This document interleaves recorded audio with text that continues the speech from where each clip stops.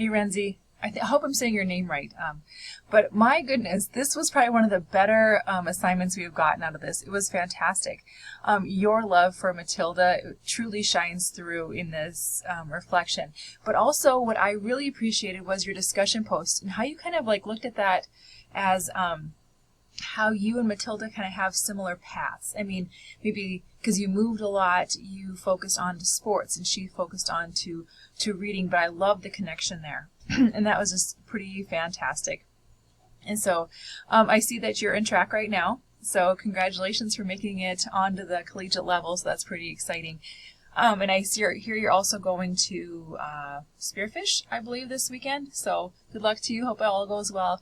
But I just wanted to jump in and tell you on this is that your thought process, your connections were spot on for this. And I truly appreciated reading this information. I mean, reading your paper. It was great.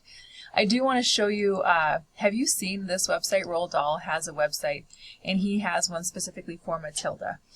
That's how much I think he loved writing that book. So if you're familiar with Roald Dahl's work, he's got tons of different things that would be appropriate. So if you have students who love Matilda, as most kids do, they will like The Witches. There's Charlie and the Chocolate Factory. The Twitches is a good one. Easy Trot is a good one.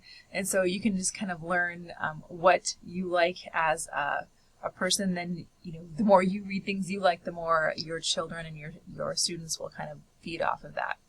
I can honestly say I've only read two books of Roald Dahl's that I just didn't love.